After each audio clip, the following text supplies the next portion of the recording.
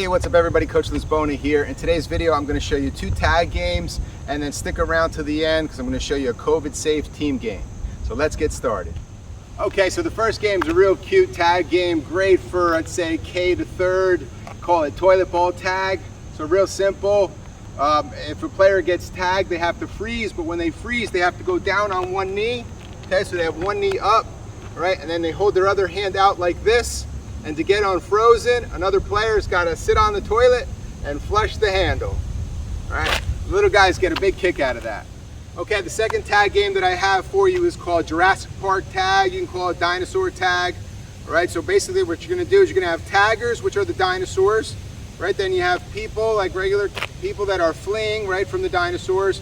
And then you have invincibles. So I'll give a few kids, say like a rubber chicken or something to hold on to, and those players cannot be tagged.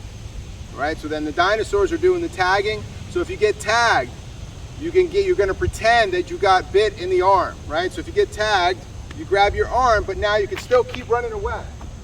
Right, so you're still running away. If you get tagged a second time, now you got to pretend you just got bit in the leg. So now you're grabbing your leg also, and you're running with the limp. And then if you get tagged the third time, you fall down and die.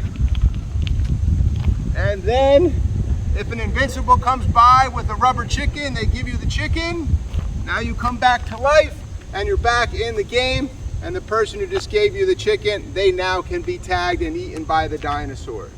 One last important rule with Jurassic Park Tag is I tell the taggers or the dinosaurs they can't tag somebody 3 times in a row. So they can't do 1, 2, 3 tags and then you fall down. I'll make a joke with the kids where you can't go tag, tag, and then like fall, right?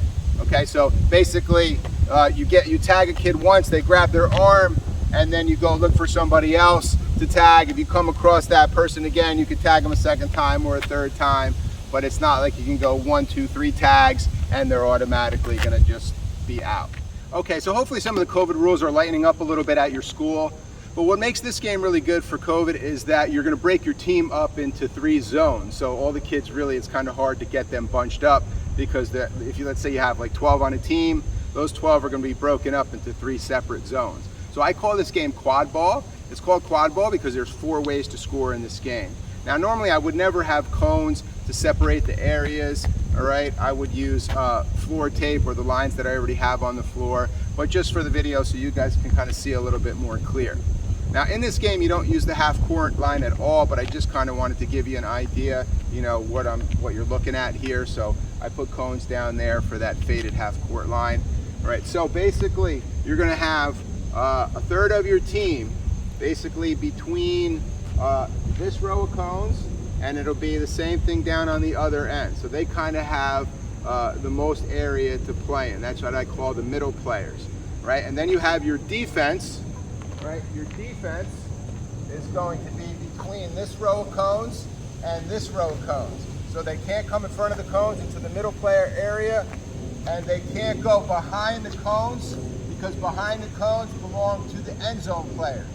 So you have end zone players, you have middle players, and you have the defense.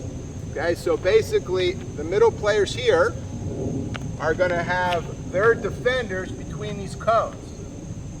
And then the opposite team will have their players in the end zone back there. And it'll be the same thing over there. So my team, if I'm trying to score that way, I'm a middle player here, my end zone players will be all the way in the back, and I will have to deal with middle players here, and I will have to deal with their defenders that are stuck in between that small area. Okay, so I almost always play this inside. So that fence there, let's say, is the wall in your gym. If the ball is overthrown to them and it hits off the wall, they can catch it. All right, it can count. All right, so you got middle players out here trying to defend you with the ball, and then you've got the defense, which they're limited on their mobility, but they're going to try to block as well. Right, so I can dribble the ball with my hands, all right? I can dribble it like soccer. What I can't do is pick the ball off the ground with my hands. If I do that, I've got to give it to the defense of the other team. So, you can do something as simple as this, all right? If you want to get it in your hands, they can kick it off the ground, they can kick it off the wall, You know, can do a little bit of soccer, anything like that, but they just can't pick it off the ground with their hands. They do, defense on the other team gets it. All right, so 4 ways to score. I don't have somebody to demonstrate with me, but if I can get past the other middle players here, I can't step in here because that's defense, but if I get it over their heads and I get away from the middle players, and I have a player in the end zone and I throw it and they catch it back there, that's 1 point for my team. If the ball is caught or dropped, doesn't matter. After that occurs, the ball goes to the defense of the other team and play continues. So we can just keep things moving.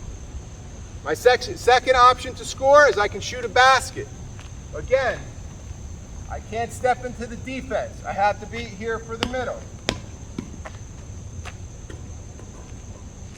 After the shot, goes back to the defense of the other team, play continues. If I kick it, doesn't matter if it's a punt off the ground, any kind of kick, could even be a kick from my own defense back there. If I kick it to end zone player, right, say they caught it, that's 3 points for my team. And then your 4-pointer, if you knock the pin down. Okay, so the defense can guard the pin. I don't let them sit, but they can stand in front of it. But you'll see sometimes they're going to forget about it because they got to think about blocking the 1-pointers or the kicks, or now they're thinking about the basket, so they're not always going to guard it. If they want to guard it, they can, but you know, that's the hardest thing actually to get. That's why that one is worth the most with 4 points. All right. Now this is a lot of rules, so I'll put it in the description below. The rotation I'll put in the description below. So basically they rotate, the defense goes to the middle goes to the end zone, and now the end zone's got to go all the way back down to your side into the defense. And I do this as low as 3rd grade. They enjoy it all the way up to 8th. You probably can do this with the high school kids as well. Okay, trivia. Tell me the only football team to go undefeated the entire season only to lose it all in the Super Bowl. 5, 4, 3, 2, and 1. That's Tom Brady and the New England Patriots lost to the New York Giants. Have a great day. See you soon.